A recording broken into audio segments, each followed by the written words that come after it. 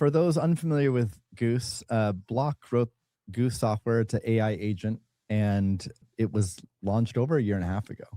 I think it was January 2025. Yep. So most people are familiar with it. It's a, like a Mac desktop application, and it predated Claude Code, Codex, OpenClaw, all these other now much more well-known AI agents and software. And it was when quite AI agent. It's kind of what I think maybe people traditionally call a harness now. Yep. It's not the model, but it's the thing that controls the model. correct.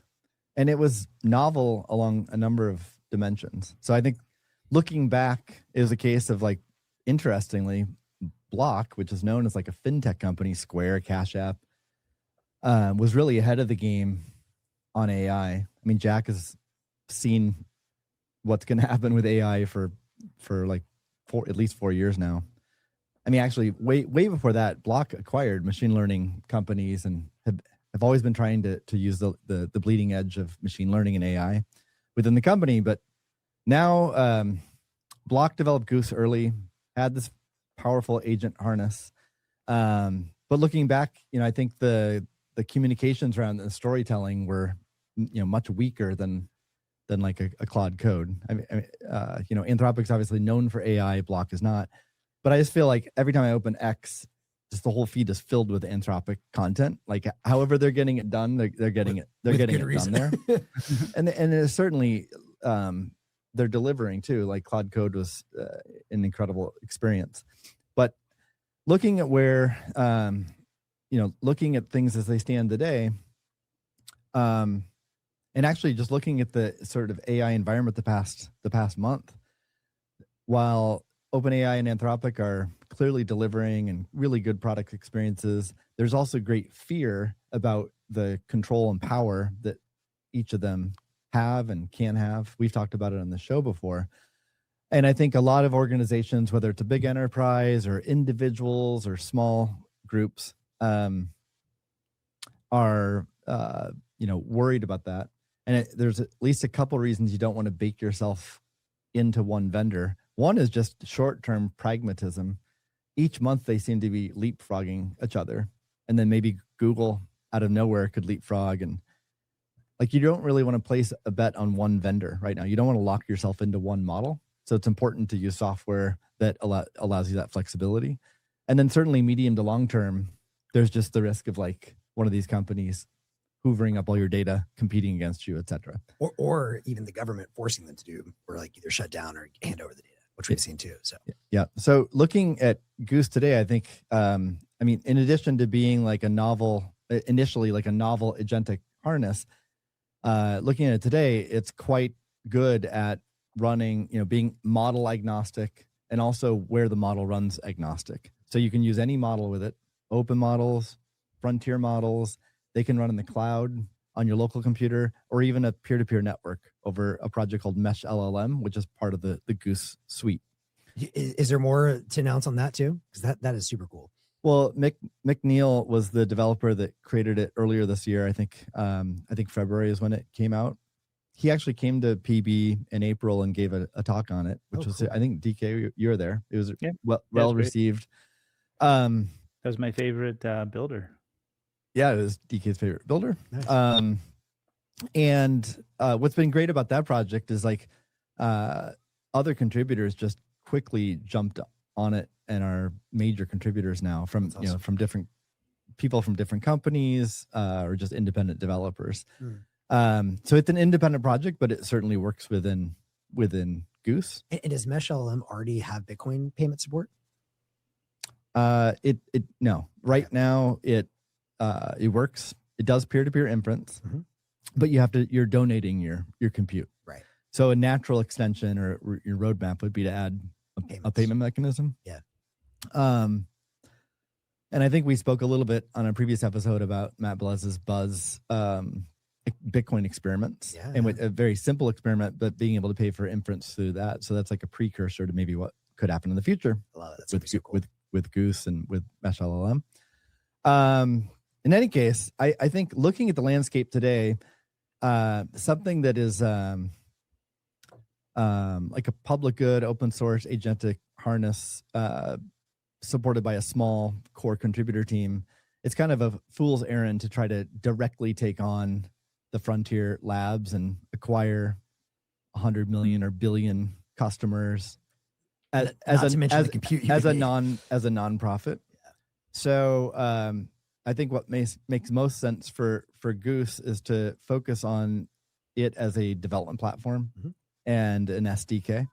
So one slight pivot for the Goose project is delivering a Goose development kit, GDK, in which anyone can build their own. Where did they get client. the idea for that name? So I'll get to that in a second. So that's and these are what's going to be exposed in this development kit is really nothing new. It's all the components that have been a part of Goose for the past year and a half. They'll be exposed in a Rust API. Cool. And that Rust API, there'll be bindings as well. So if you want to build in Kotlin or Swift or whatever other language, you can do that. Cool. Python, etc. Can you talk a little bit about what you think this might enable? So we currently have seen what the Goose kind of IDE client looks like and how that works. And that's sort of already out there. And then the GDK is it's like a development kit that enables you to build all kinds of applications using that.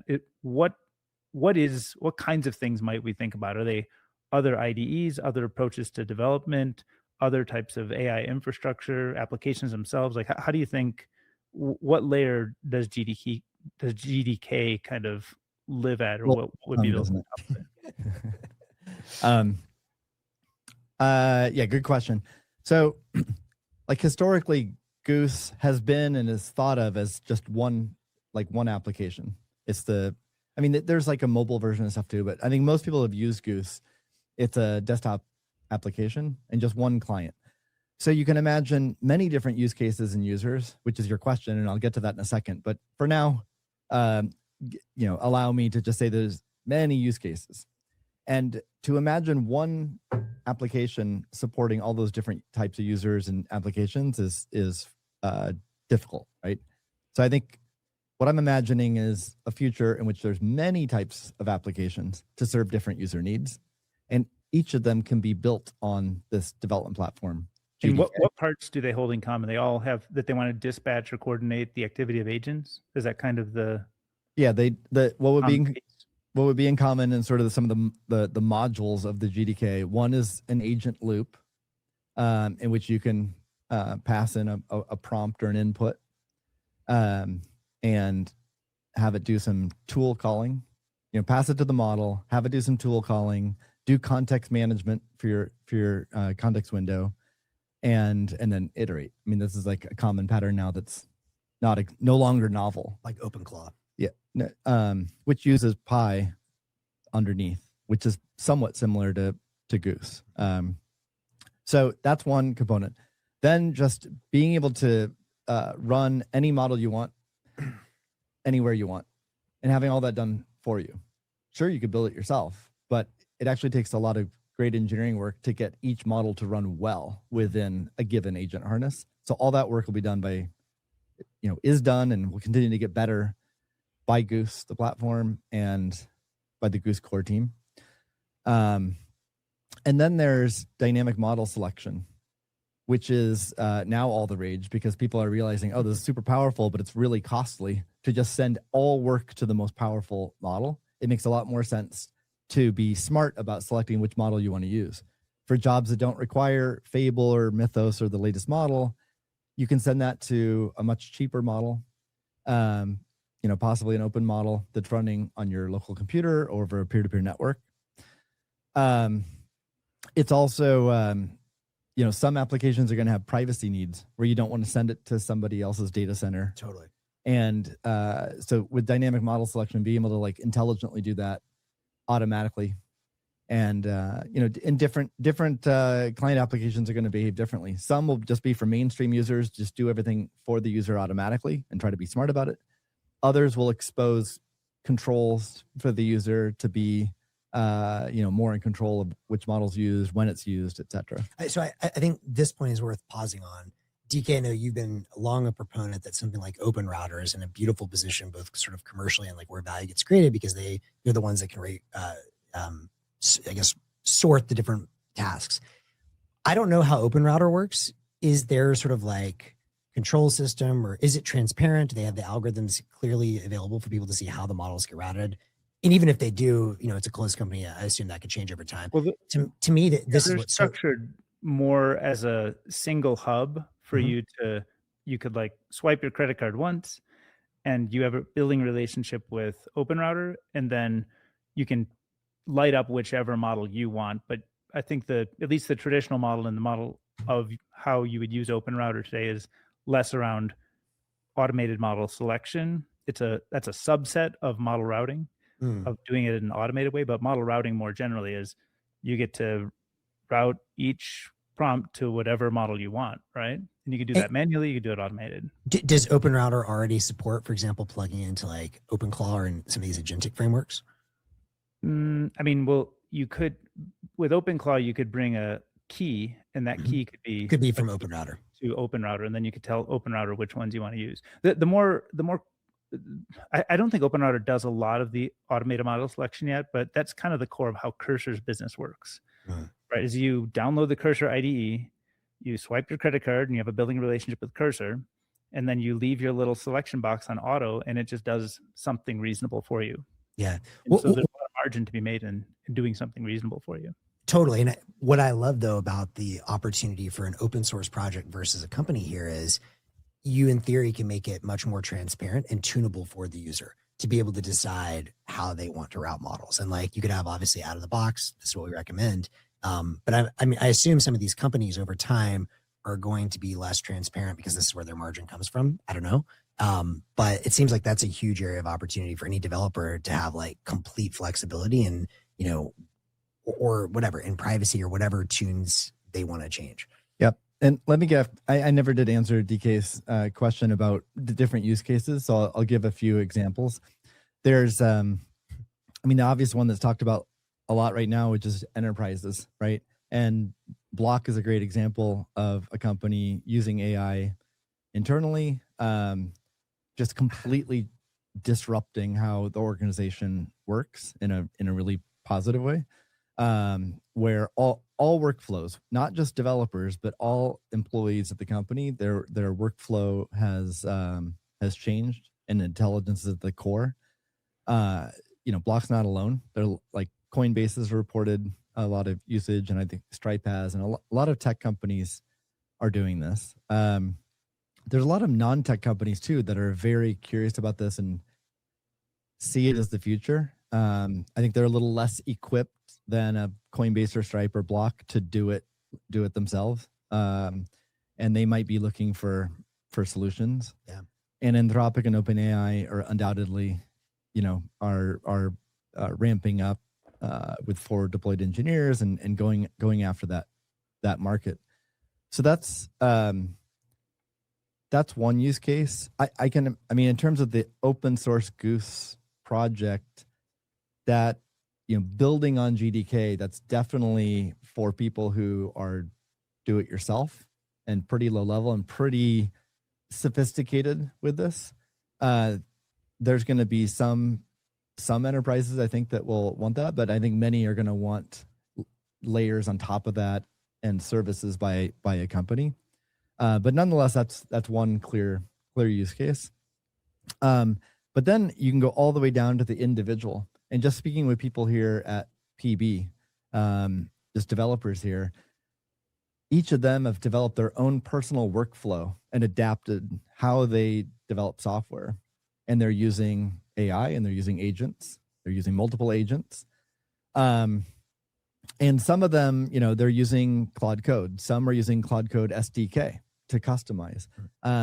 But as they get more into it, they realize some of the limitations of a closed source SDK and one that's wedded to only one model. So they're starting to see, oh, I wish I had an open source SDK and one that can support any model I want to run. So I think at the individual developer level, that they could take GDK, build their own client that suits their needs. and then anything in between, like an AI startup. Many AI startups are building agentic harnesses as part of the product offering. If you have a high quality platform, and especially, I mean, one thing we haven't said yet, but Block donated Goose to the Linux Foundation last year. So it's part of the Linux Foundation, and it's part of AAIF, which was formed last year. Block, Anthropic, and OpenAI created the Agentic AI Foundation. So it's that I think it's quite substantial in terms of lending credibility to this framework as being neutral, because there's definitely other agentic SDKs and development platforms. But if you look at, you have to ask yourself the question of what are the incentives and who's contributing to it? And the other ones are either from the big frontier labs or from a VC funded startup. And there's nothing wrong with them open sourcing it and building that. That's great. More the merrier. But if you're going to build off of that, you do have to ask yourself a question like, who's contributing it? Are those contributors, are they prioritizing the commercial interests of their employer, or are they creating a public good and a neutral platform?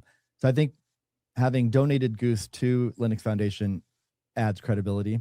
And then this gets to another part of the Goose story, which is an organizational change within Block recently, and we'll officially announce next week, is that the 6 core developers of Goose moved over to the Spiral organization, which is my organization. Yeah. And so Spiral is now not just Bitcoin, but also AI. I love it.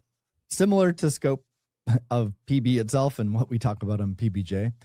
Yeah. So we see a lot of alignment, and